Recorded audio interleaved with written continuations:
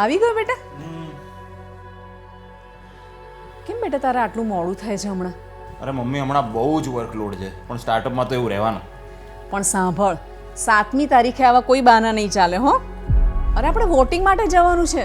અરે મમ્મી હું એક જ માણસ છું, કેટલા પાત્રો ભજવું? ઘરમાં દીકરા અને પતિનું પાત્ર, ઓફિસમાં બોસનું પાત્ર, સાઇટ ઉપર ટેકનિકલ એક્સપર્ટનું પાત્ર, અને હવે એમાં વોટિંગ શૂટિંગ કરીને મારા આદર્શ નાગરિકે બનવાનું. અરે બેટા, તું ખાલી આ 4 પાત્ર ભજવીને આટલો ફર્સ્ટેડ થઈ ગયો તો વિચાર તો કર, જેમના માટે આપણે વોટ આપવા જઈએ છીએ એ આપણા માટે કેટલા પાત્રો ભજવે છે, અને એ પણ 365 દિવસ 24 કલાક. અને હા, તારું આજે સ્ટાર્ટઅપ છે ને, એ આ વોટનો જ કમાલ છે.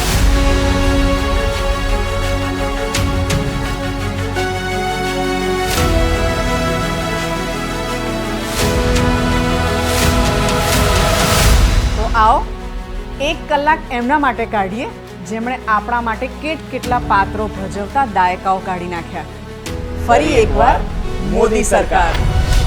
કમળનું બટન દબાવો, ભાજપને જીતાડો.